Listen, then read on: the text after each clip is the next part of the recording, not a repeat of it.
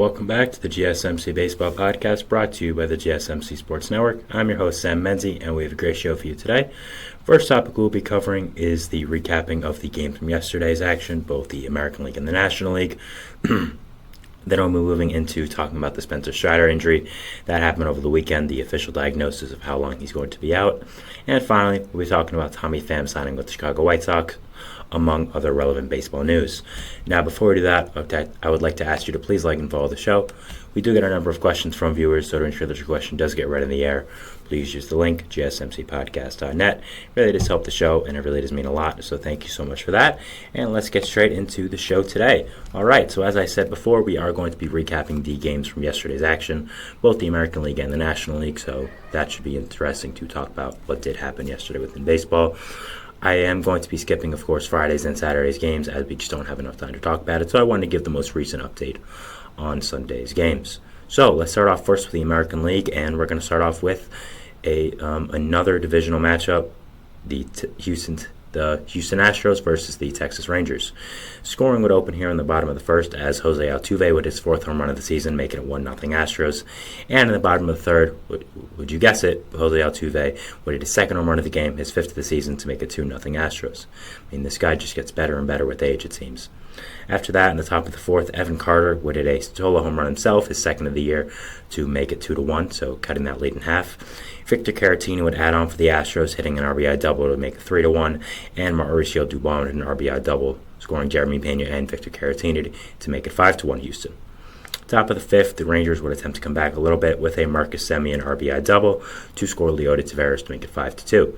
Then after that, Chas McCormick with an RBI double to answer back for the Astros to make it 7-3. And Victor Caratini would add on as well with an RBI groundout to make it 8-2.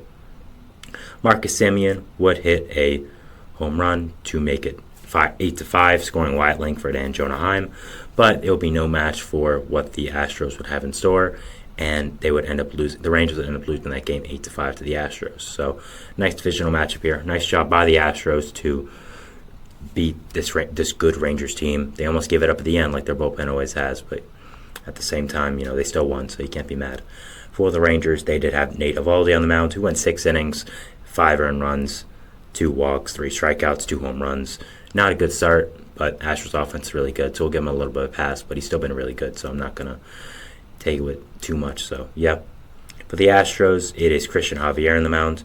7 innings pitched, 5 hits, 2 1 runs, 2 walks, 5 strikeouts, and a homer. So a really strong start by him, going 7 innings, giving up only 2 against a really great offense in Texas. Is a really, really great job by him to control this offense. And, just a great overall outing by Christian Javier, one they needed now with all the pitching injuries they have had. Sorry about this. This has happened a lot now recently with the lights going off. It should be back in around in a minute or so. No one currently is watching on streams, so it's okay for audio and video. It should be back, but I'll fix that. Don't worry. It is annoying, don't get me wrong, but nothing I can really do about it right now.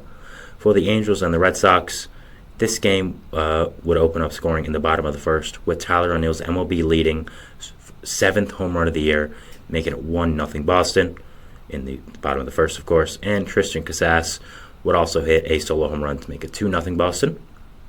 In the top of the second, Brandon Drury would answer back with a solo home run of his own, making it 2-1. Top of the third, Luis Rengifo would ground into a force out to make it 2-2. And Pablo Reyes, tying up the game, of course, for the Angels. Then in the bottom of the fifth, Pablo Reyes would hit a RBI double to make it 3-2. Bottom of the sixth, Masataka Yoshida would hit a 2-run home run to make it 5-2 Boston, so a great job at this offense. And in the top of the eighth, the Angels would attempt to come back a little bit with a Taylor Ward RBI groundout to make it 5-3, and then Anthony Rendon sac fly to make it 5-4, but unfortunately there would be no comeback in store as they would end up losing 5-4. So Red Sox continue their strong streak. For the Angels, they would have Tyler Anderson on the mound, who went 4 1/3 innings pitched, 4 hits, 3 earned runs, 3 walks, 4 strikeouts, and 2 home runs. Sorry, I'll be back in a second. Sorry about the technical difficulties again. So what I was saying was I was just talking about Tyler Anderson's start. 4 1/3 innings pitched. Was not great. Only gave 2 earned runs, but didn't go that deep into the game. So you definitely want more from him. Red Sox lineup is good, and they have done great this season, but you still want more out of that. For the Red Sox, they had Brian Bayo on the mound, who went 5 1/3 innings pitched, giving up 6 hits, 2 earned runs, 2 walks, and 8 strikeouts, as well as 1 home run, having a 3.92 ERA in the season so far. Not what you want, but he's still getting into the swing of things right now, so I wouldn't judge him too much if you are a Red Sox fan right now. Next game we are going to be talking about is going to be Orioles-Brewers. Two really good teams. Orioles looking to not get swept in this series. If they were to be swept, it would be the first time in, I think, 96 series that they would have been swept, which is just insane. So, obviously, if you're an Orioles fan, you're really hoping they would keep that streak alive, as you don't want to get swept. So, in the top of the first, William Contreras would open up the scoring for the Brewers, hitting his 4th home run of the season, making it 1-0. In the bottom of the first, Ryan O'Hearn would hit a RBI single to score Gunnar Henderson to make it tie up the game at 1 for Baltimore. Bottom of the second, Cedric Mullins would hit a solo home run, to make it 2-1, 3rd run of the season to make it 2-1 Baltimore. Sal Frelick would be caught stealing second base, but Blake Perkins would score on it to make it 2-2. Bottom of the third, Ryan O'Hearn would hit his 2nd home run of the year, a solo shot, to make it 3-2 Baltimore. And the top of the 4th, Bryce Harang would hit a RBI single to make it 3-3 after a throwing error by Corbin Burns. Top of the 7th, Blake Perkins would break up the tie with a solo shot to make it 4-3 Milwaukee. Gunnar Henderson would hit an RBI single to tie it up at 4-4. And then Adley Rutschman would grind into a double play to make it 5-4. So nice job by Baltimore to come back and take the lead. Then Colton Cowser would hit a solo home run to make it 6-4 Baltimore. And that is where the score would end up being. So really nice job by them. And yeah, just a great win by Baltimore to avoid the sweep. For the Brewers, they had Colin Ray on the mound, 5 2/3 innings pitched, 6 hits, 3 earned runs, 1 walk, and 6 strikeouts, as well as 2 home runs. So a pretty solid start by him, especially against an offense as good as Baltimore. For the Orioles, they had Corbin Burns on the mound, 5 innings pitched, 6 hits, 2 earned runs, 2 walks, 5 strikeouts, and a homer. So really nice start by him against his former team as well. Nice job. Not really a revenge game of sorts because he is a pitcher and he didn't do amazing, but he still was really good and still a solid start. Next we have Rockies and Blue Jays. Opening up the scoring in the bottom of the first was Justin Turner hitting an RBI single for his new team, the Blue Jays, his 8th RBI on the season for his new team. Bottom of the third, Vladimir Guerrero Jr. would hit a RBI single to score Kevin Kiermaier to make it 2-0. And Justin Turner would hit another RBI to make it 3-0. So the RBI before was his 6th RBI, not his 7th. Sorry. Bottom of the 5th here, Justin Turner would hit another RBI, making it 4-0 Toronto. So yeah, a lot of RBIs for him today, scoring George Springer.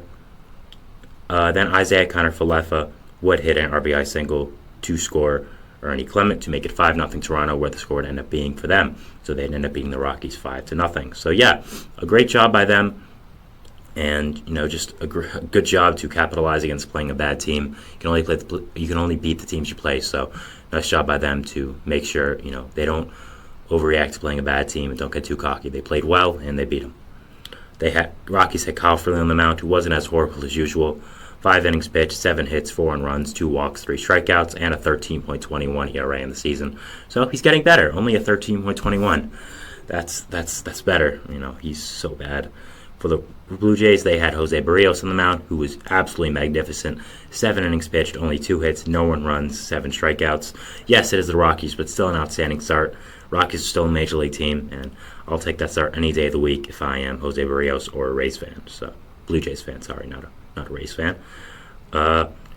Speaking of which, we do have the Rays game next, which is probably why I was thinking about the Rays and said them instead of Blue Jays. Scoring would open up in the top of the first here with a Lamont Wade RBI single to score Jung-Hoo Lee. Randy Arozarena would tie it up to make it 1-1 after an RBI single himself to score Yandy Diaz. In the same inning, for the bottom of the first, we would have Ahmed Rosario hitting a 2-run home run, his first as a Tampa Bay Ray, to make it 3-1 Tampa. Isaac Paredes would hit an RBI single to make it 4-1, and then Rene Pinto would put the hammer down with a 3-run home run, scoring Curtis Mead and Nico Goodrum, his first of the season, to make it 7-1 Tampa. Top of the 6th, Jorge Soler would hit an RBI single to make it 7-2. But Rene Pinto would answer right back with his second home run of the year, his second of the day, to make it 8-2. Mike Conforto with his fourth home run of the season to make it 8-3. But Isaac Paredes would answer right back with a home run to make it 9-3. So it seems like every time the Giants get something going, the Rays answer right back. For the Giants, Tyler Fitzgerald would hit an RBI triple to score Tom Murphy to make it 9-4, but they would not score after that, and that is what the score would end up being, a 9-4 finish.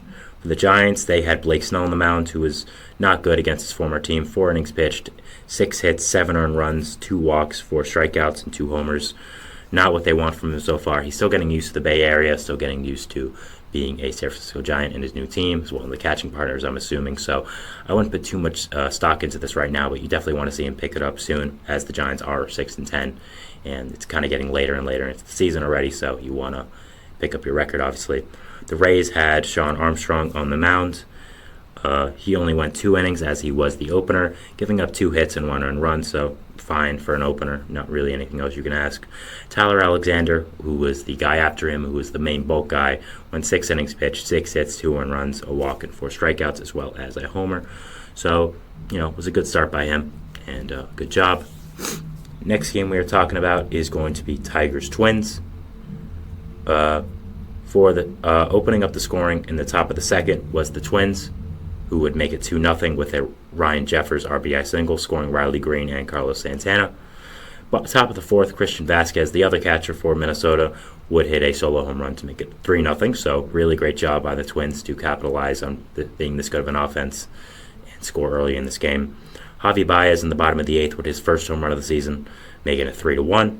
Mark Hanna would hit an RBI double to make it 3-3, scoring Riley Green and Carson Kelly. So a big inning for former Mets on the Tigers. And finally, the house would come down with a Spencer Torkelson RBI single to score Mark Hanna to make it 4-3 Detroit, capping off the comeback and winning the game for the Tigers. So a great comeback by them against their division rival, keeping up their lead in the AL Central now, above the Twins. They had Jack Flaherty on the mound, who went 6 1/3 innings pitched, 6 hits, 3 earned runs, 2 walks, and 8 strikeouts, 4.91 ERA in the season. Solid start by him. For the Twins, they had Bailey Ober, who went 6 innings, 3 hits, no earned runs, no walks, 3 strikeouts, and no homers. So really great start by him. 6 innings pitched of no runs baseball. I mean, not really much else you can ask right there if you're a Twins fan. So a really solid start by him. And definitely what you're looking for if you are a Twins fan, even though you didn't win. Next game we have on the agenda is Yankees and Guardians. Top of the third, Aaron Judge would hit a 3-run home run to make it 3-0 New York, and Jose Ramirez would answer right back with a 2-run home run to make it 3-2. So, 2 of the best sluggers in baseball, answering each other. Jose Trevino in the top of the fourth would hit a solo home run to make it 4-2 New York, and then Gabriel Arias would answer right back. The 9-hole hitter, his first home run of the season for the Guardians to make it 4-3. Josh Naylor would tie up the game with an RBI single to score Stephen Kwan. Estevan Florial would hit a revenge home run, a second home run of the season for the Guardians against his former team as well, the Yankees, to make it 5-4 Cleveland. Anthony Volpe would hit a RBI double to make it 5-5, and then Anthony Rizzo would come clutch in the top of the 10th, hitting an RBI single to score Juan Soto and Aaron Judge to make it 7-5 Yankees. So they look like they're in the driver's seat going into extras, but not so fast, as Josh Naylor would ground into a force out to Gleyber Torres, scoring Bo Naylor, and getting Jose Ramirez out at second, so it would be 7-6 now. Ro Brennan would reach on a fielder's choice by Gleyber Torres, scoring Josh Naylor, putting David Fry to third, and Andres Jimenez would hit a sacrifice fly to make it 8-7 Cleveland and win the game. And the lights just went out on me again. I'm going to cut this part out, of course, but yeah, I thought I fixed it, but apparently I didn't, so that's really unfortunate. They're going to come back, but this is very frustrating as of right now. I'm sorry. And I'm sorry for people listening or watching and how it's affecting you right now watching the show. So I do apologize. The last game we have for the AL is going to be the first tank-off of the season, as I like to call it, which is going to be Athletics and Nationals. Joey Meneses would ground out to open up the scoring 1-0 Washington in the top of the third. Lane Thomas would an RBI single to make it 2-0 Washington. Also in the top of the third, Jacob Young would hit an RBI double to make it 3-0, and Lane Thomas would hit his second home run of the season to make it 4-0. Shea Langoliers in the bottom of the fifth would make it 4-1 Oakland, so getting the game up for them a little bit. Joey Meneses would hit an RBI single to J.J. Bleday to score Trey Lipscomb to make it 5-1 Washington, so great job by this offense. Lane Thomas with an RBI single to make it 6-1. Then in the bottom of the sixth, Tyler Nevin would hit an RBI single to make it 6-2 Washington. So coming back a little bit for the A's. A comeback would not stop there in the bottom of the sixth as Lawrence Butler with an RBI single to score J.J. Bleday to make it 6-3. Wild pitch by pitcher Derek Law would score Tyler Nevin to make it 6-4. Dariel Hernandez, I apologize, I'm pronouncing that name wrong. New rookie for Oakland, make it 6-5, and Abraham Toro with the big blow to make it 7-6 Oakland, to hitting an RBI single to give Oakland the lead. For the Nationals, they had Trevor Williams on the mound, who's okay, going 5 1/3, 6 hits, 3 earned runs, 1 walk, and 7 strikeouts. A good start, but of course it's the A's, so you want to do a little better than that. For Oakland, they had Alex Wood, who went 4 1/3 innings pitched, 7 hits, 4 earned runs, 4 walks, 4 strikeouts.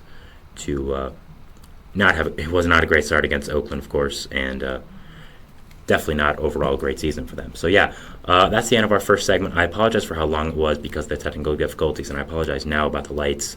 I promise you I am trying to fix this. We're going to move into our second segment now, which is talking about the NL games of yesterday. So yeah, we'll see you after that, and we'll see you after the break. Thank you, and bye.